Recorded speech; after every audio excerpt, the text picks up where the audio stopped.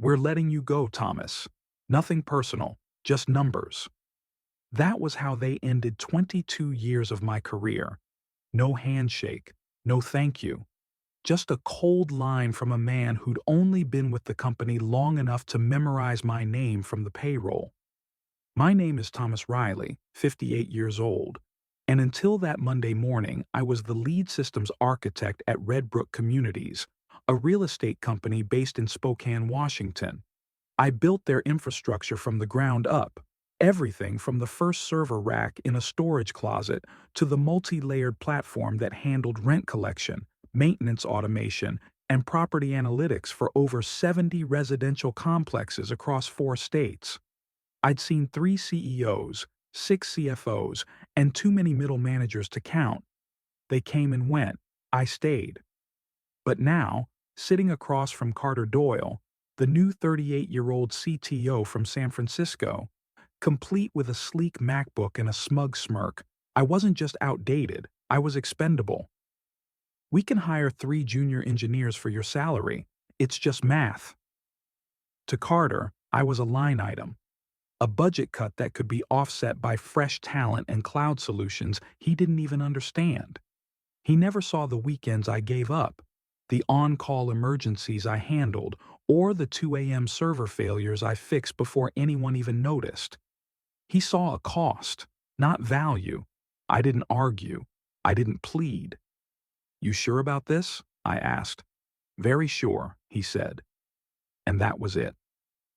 I walked out of the office with a cardboard box and 22 years condensed into silence. Outside, snow blanketed the parking lot like a shroud. I sat in my truck, hands trembling, not from fear, but from something deeper. The kind of cold that doesn't come from the wind, but from being forgotten. That night, my wife Elaine poured me a cup of coffee and placed her hand gently on my shoulder. "What happens now?" I stared out at the frozen lake and whispered, "They'll find out what I was worth. Just not from me."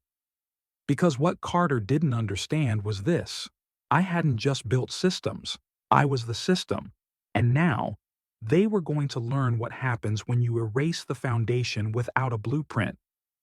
When experience and loyalty are seen as liabilities instead of assets, how should we respond? Stay quiet, or rise and prove our worth where it truly matters? Have you ever been dismissed simply because you'd been around too long, earned too much, or weren't modern enough? What if the things they discard are the very things holding everything together? It didn't take long for things to fall apart. 3 weeks after I was let go, I was sitting in my home office, brushing the dust off my old resume, when my phone buzzed. Missed call, Carter Doyle. I let it go to voicemail. I already knew what he wanted. I didn't need to hear the desperation in his voice to feel it. He left a message anyway. "Thomas, hey, we're experiencing a few glitches in the system. Tenant portals throwing errors. The new team's looking at it, but they're having trouble with some of your legacy code. If you could spare a moment, just a short consult." Short consult? That's like asking a watchmaker to explain time in 5 minutes. I ignored the message. By the end of that day, I'd received 4 more voicemails, 1 from Carter, 2 from HR, and 1 from a junior engineer named Mia, whom I had helped mentor. Her voice shook. "We're trying to figure out the scheduling loop you built for maintenance requests. It's, recursive, I think? We can't trace the fallback triggers. Nothing's running." No, of course it wasn't. See, what none of them understood was that the system wasn't built with off-the-shelf instructions. It was built through years of iteration, brick by digital brick. It adapted every time leadership changed direction, every time new regulations rolled in, every time growth outpaced planning. It had redundancies, fallbacks, invisible firewalls, because I knew where the company's vulnerabilities were long before the execs did. But I'd asked for help, for documentation funding, for a junior team I could train properly. I submitted proposals 7 times over the years. The last one was 6 months before I was terminated. Too expensive, Carter had said back then. We'll circle back next quarter. They never did. So I carried the system in my head, not because I wanted control, but because they refused to invest in sharing the knowledge. Now, the cost of that choice had arrived. The next day, Elaine found me standing by the window, sipping lukewarm coffee, watching as thick fog rolled in over the lake. "They're calling again?" she asked. I nodded. "They will every time something breaks." She studied me for a moment. "And will you help?" I didn't answer. Because the truth was, I felt torn. Part of me wanted to fix it, wanted to make sure families weren't left without heat or water because of a scheduling bug. But another part of me, the part that remembered how casually they had dismissed me, knew it wasn't my responsibility anymore. They had made a decision. Now, the consequences were theirs to own. That evening, as we ate dinner in the quiet comfort of our home, Elaine finally said, "They let go of more than just a man, didn't they?" I smiled faintly. They let go of the only person who ever understood what they were sitting on. At Redbrook's main office, the lights were still on. But inside their system, the one that had quietly powered everything for years, things were going dark, one layer at a time. And this was only the beginning. By the end of the 4th week, their calls turned from polite to panicked. I was in the garage reorganizing old photo albums when Elaine called out, "It's him again." I didn't have to ask who she meant. Carter Doyle had already left 7 voicemails that week, each more desperate than the last. "Thomas, we're in crisis mode. The maintenance system is spitting out overlapping requests. Payments are stuck in processing loops, and tenant complaints are flooding in." He paused, then added, more softly this time, "Please. We're offering $400 an hour for remote consultation. Just help us untangle this." I stood by the workbench, dust clinging to my palms, and let the phone ring until it stopped. In the background, I could hear Elaine humming softly as she tended her rose garden. There was a time I would have jumped at the chance to fix things, to help the company steady itself. But that time had passed. They didn't just remove me from my position. They erased my dignity like deleting a row in a spreadsheet. And now they wanted me to stitch their Frankenstein system back together with a smile? Not anymore. The next morning, I opened my email to find a message from Angela, Redbrook's head of HR. "Thomas, we deeply regret the situation and would like to formalize a consulting agreement. $500 per hour with a minimum engagement of 10 hours per week. Name your schedule." They were trying to buy back what they threw away, but they were too late. Because while they were unraveling, I was already building again, elsewhere. A week earlier, I'd had coffee with Nathan Ellison, Director of Technology at Trillium Housing Group, a mid-sized competitor based out of Boise, Idaho. He had heard about my departure through the grapevine. "We've admired your platform at Redbrook for years. The modularity, the tenant-facing tools, no one's matched it." He leaned forward across the table. "We're expanding, fast, and frankly, we're tired of patching together systems that were never meant to scale. We want someone who can build the right thing from the ground up." The offer was clear: Chief Systems Architect, full benefits, equity options, a team of my choosing, and total creative control. It was everything Redbrook refused to give me, and more. Back in Spokane, the situation worsened by the day. Mia, the junior engineer, sent me a message on LinkedIn. "Thomas, I know you're probably done with us, but it's chaos. Carter's freaking out. Yesterday he accused me of breaking a module I didn't even touch. No one knows where anything connects anymore." They were unraveling, and not because I sabotaged anything. No, I had left the system exactly as I'd maintained it for years. The truth was far simpler. They never understood what they inherited. That week, Carter did something I didn't expect. He showed up at my house. I opened the door to find him on my porch, hair disheveled, dark circles under his eyes, holding a leather portfolio in one hand. "Thomas," he said, trying to catch his breath. I I wouldn't be here if it weren't serious." I leaned against the door frame, arms crossed. "It's serious now?" He nodded, swallowing his pride. "We've lost access to 2 years of financial records. Our backup routines are corrupted. The consulting firm we brought in says it may take 6 months to rebuild. Tenants are threatening lawsuits. We're hemorrhaging clients." I said nothing. I didn't need to. He continued, voice strained. "Name your price. $600 an hour. Full autonomy. The board has approved everything." I glanced back at Elaine in the kitchen. She shook her head once, subtle but certain. "I'm already under contract," I said. "Besides, you didn't just cut a salary.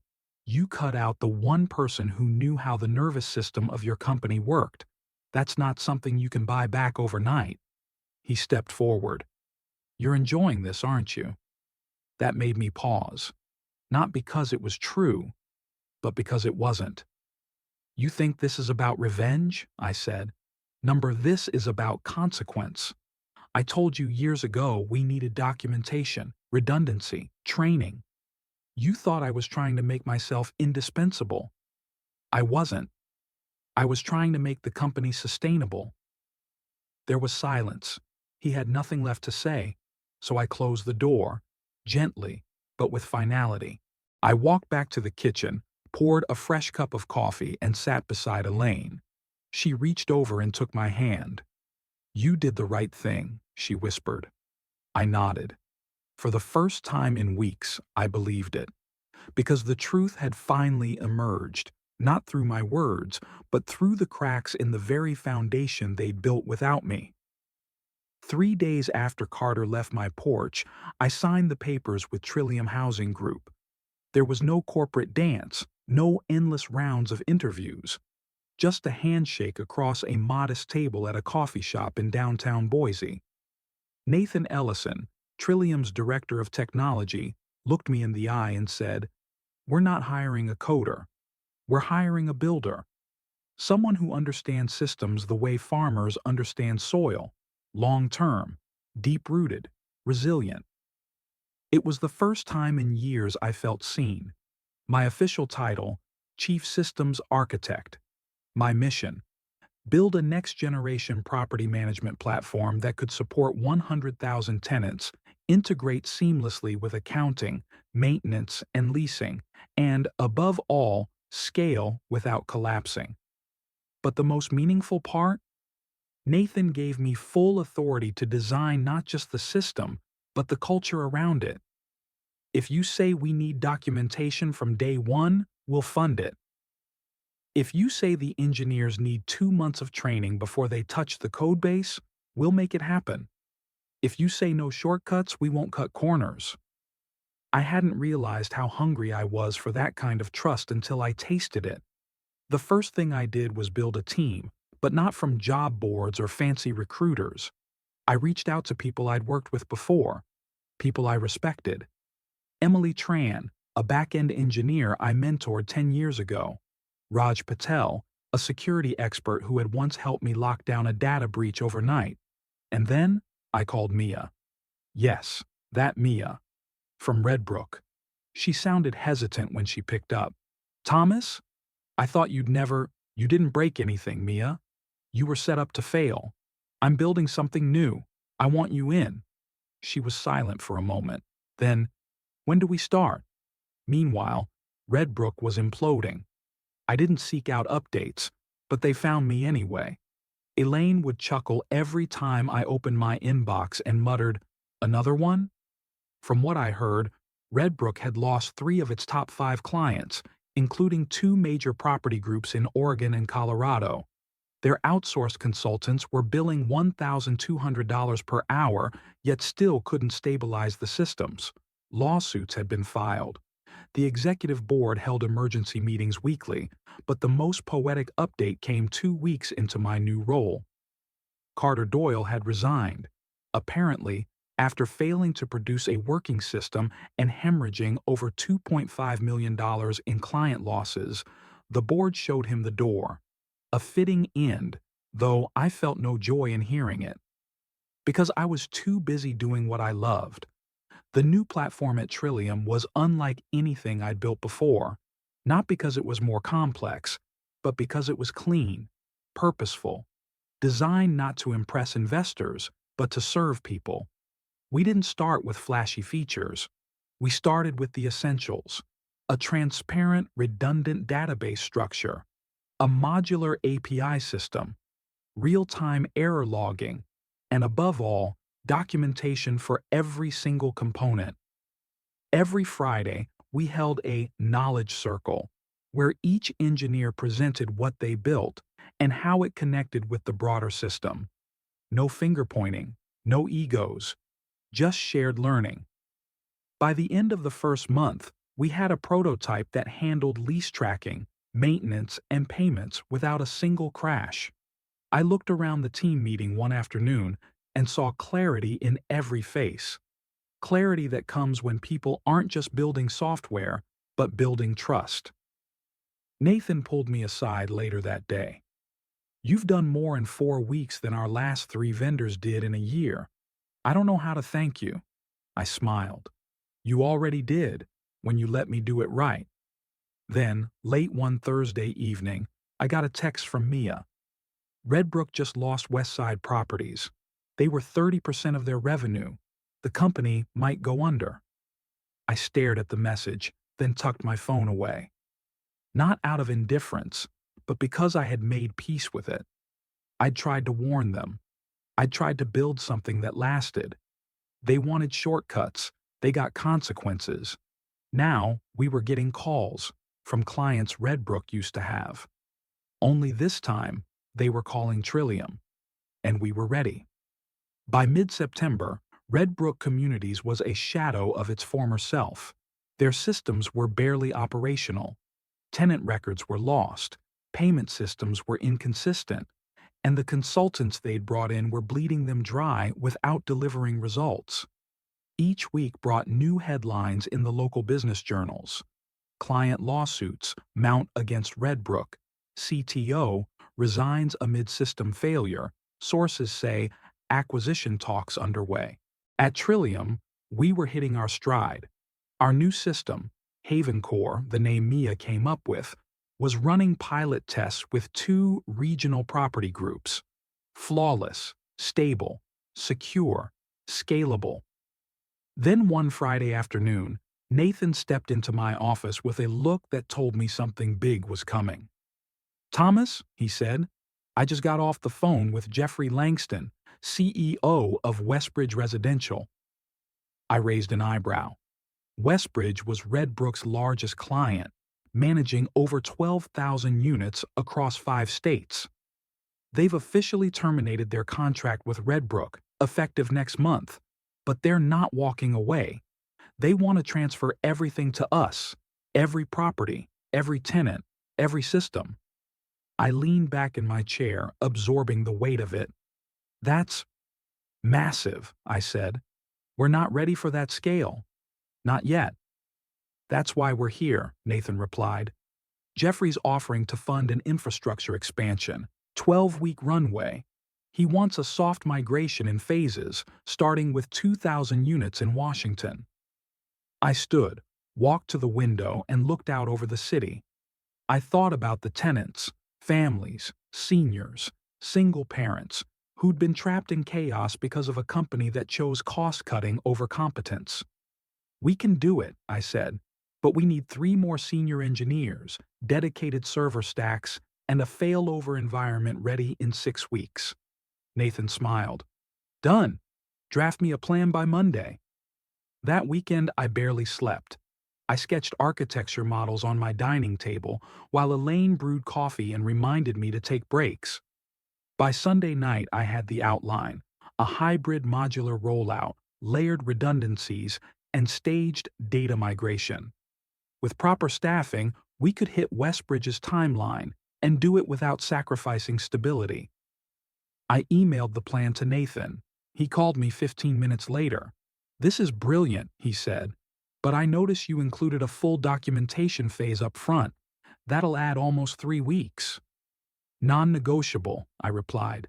"I won't repeat the mistakes that broke Red Brook." "Understood. Let's move forward." 2 weeks into the project, my assistant knocked on the door. "There's someone here to see you. Says his name is Justin Granger." The name hit me like a cold wind. Justin was the son of Red Brook's original founder and still sat on the board. He'd been a ghost since the day I was let go. But now, he was standing in my doorway, holding his hat in his hands like a man who'd just attended a funeral. I invited him in. "We lost Westbridge," he said, sitting across from me. "That was our foundation, and the rest are already in talks with your company." I nodded. "You knew this would happen, didn't you?" "I didn't want it to," I replied. "But I warned Carter, over and over." He sighed deeply. "The board's been in negotiations. Trillium's made an offer to acquire what's left of Red Brook. The deal is close. But there's one condition. Jeffrey Langston wants someone he trusts overseeing the integration, someone who knows both sides." I raised an eyebrow. "You're asking me to come back?" "In a way," Justin said. "Not as an employee, as a leader, a bridge. You'd be Chief Integration Officer." I leaned back, thinking about that old server room, about the code I wrote when I was 37, sitting on milk crates in a half-empty office, about the systems they buried and the people they broke. "If I do this," I said, "we do it on my terms. Full documentation, proper onboarding, no shortcuts, no cost-cutting at the expense of stability." Justin didn't hesitate. "Agreed." The next morning, I stood at a whiteboard with Mia and Raj, mapping out what would be the largest systems integration project of my career.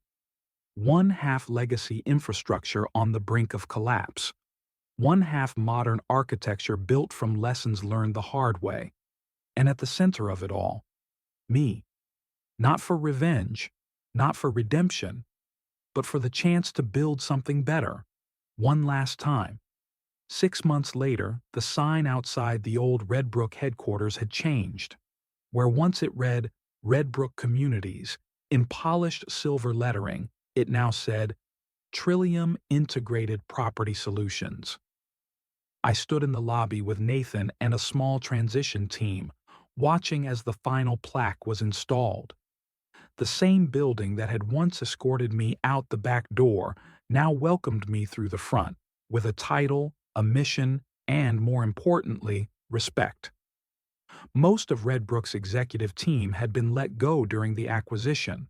Those who remained were from operations, compliance, and support, folks who kept the lights on while leadership chased investor fantasies. Some of them avoided eye contact as I passed. Others gave soft nods of recognition, perhaps even gratitude. I didn't hold grudges. I just remembered everything. Inside the main conference room, I was introduced as Chief Integration Officer, tasked with merging the best parts of Red Brook's legacy with the future Trillium was building. I spoke briefly to the remaining staff. "This is not a reset. This is a reconstruction. We're taking what worked, discarding what didn't, and laying down a foundation that will support the next 20 years. You're not here because you survived. You're here because you matter." There were no applause lines, no grandstanding, just clarity. And in the silence that followed, I saw something I hadn't seen in that building in years. Hope. Over the next few weeks, we migrated data, retrained teams, rebuilt systems, and documented everything. This time, there were no gatekeepers, no silos. Mia led a cross-functional team that designed our new support architecture. Raj restructured the security protocols from scratch, and I spent more time mentoring than coding, by choice. Because this wasn't just about technology anymore. It was about legacy. Before the acquisition, I'd made one final request to Nathan: the creation of a technical education division within Trillium, a place to train the next generation. not just in syntax or speed, but in principles, in care, in consequences.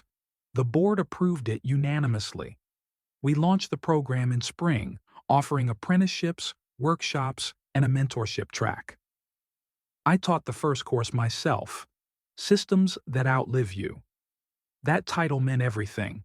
It meant teaching engineers to ask, who will maintain this after me? Will it fail quietly or loudly? Will it hurt someone if it breaks? That's what Redbrook had never asked, but at Trillium, we asked it every day. One morning after class, Elaine met me at the office for lunch. As we walked through the courtyard, now filled with flowers instead of broken promises, she smiled at me.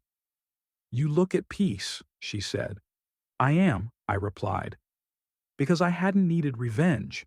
I didn't need to prove anything to the people who undervalued me. I just needed to build something that proved itself, and this time I had.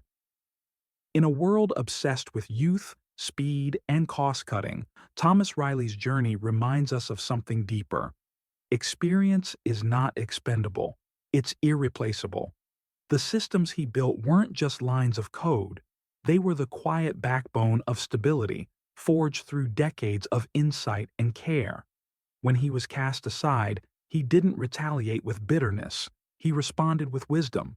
He walked away with dignity, built something better, and in doing so, let his legacy speak louder than any argument ever could. For older adults, this story is a powerful affirmation. Your worth doesn't disappear with age. Sometimes it's only in your absence that others realize your true value. But the goal isn't to be needed, it's to build things, relationships, and legacies that last beyond you. When faced with disregard, don't shrink, pivot, lead with integrity, mentor with purpose, and never underestimate the quiet power of walking away to build anew. Respect isn't claimed by demanding it. It's earned by creating something no one else can replicate.